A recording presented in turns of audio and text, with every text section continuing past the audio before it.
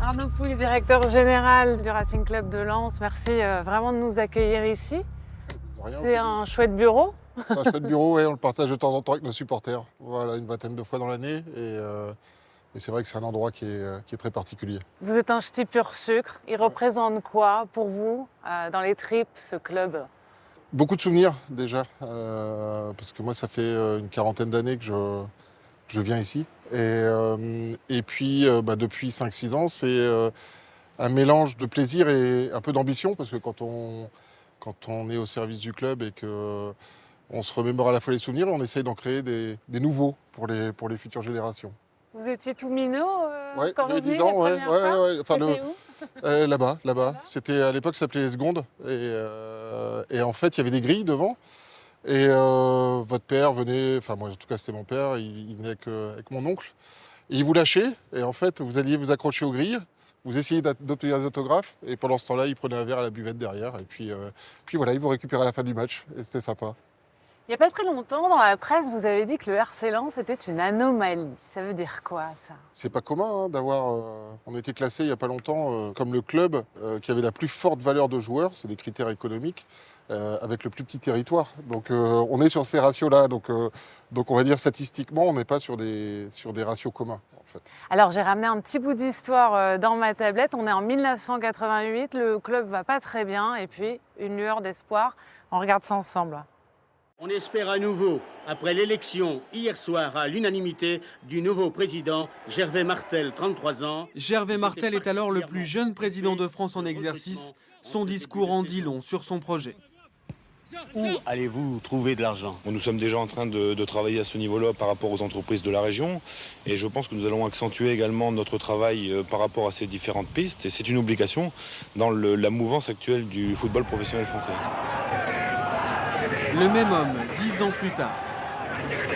Gervais Martel fête avec ses joueurs le titre de champion de France. Voilà, et ce sera le premier titre du genre pour le RC Lens.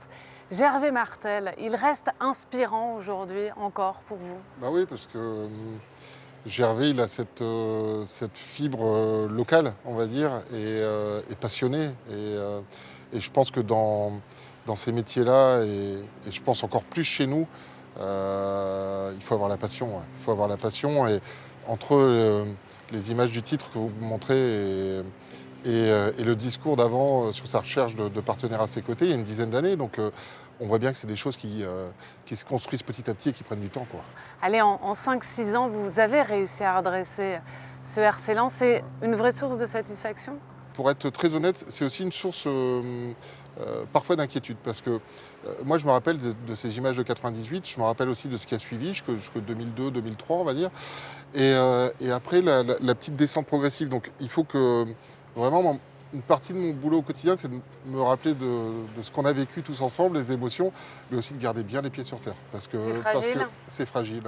Alors il faut aller chercher des investisseurs, on l'a vu avec Gervais Martel dès 1988, mais c'est encore vrai aujourd'hui. Des investisseurs sur le territoire et au-delà.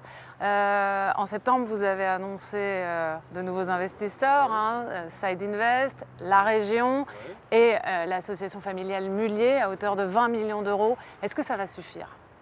Bah oui, écoutez, déjà c'est un bon départ. Je pense que pour Joseph, le propriétaire, déjà, quand il est arrivé, il a mis beaucoup d'argent. Aujourd'hui, c'est 155 millions oui, environ, voilà. valeur Donc du déjà, club. c'est une première étape de passé. Et je trouve que c'est bien. C'est bien qu'il y ait ça. Après, ce qui est encore mieux, c'est que ça soit des partenaires régionaux.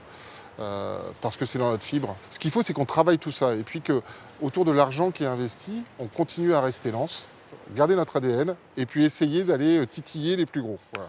C'est pour ça qu'il est question d'actionnariat populaire ici, les fameux socios qu'on voit peut-être plus souvent en Espagne, un peu moins en France. C'est quelque chose qui vous plaît, ça, cette idée? Chez nous, il y a une particularité, c'est-à-dire que ce qu'il y a de bien, ça vient des supporters, souvent, très souvent. Les idées d'animation, les idées d'accompagnement du club. Donc oui, la porte est ouverte, surtout qu'on est... je pense, à l'heure actuelle, on est en train de discuter avec les collectivités sur un rachat potentiel du bureau, comme vous l'appelez. Vous êtes prêt à mettre combien sur la table? Ah, ça... Je laisse à la fois Joseph et le maire de Lens communiquer, ou le président de la région. Enfin, en tout cas, ceux qui sont plus à même que moi de communiquer en temps voulu.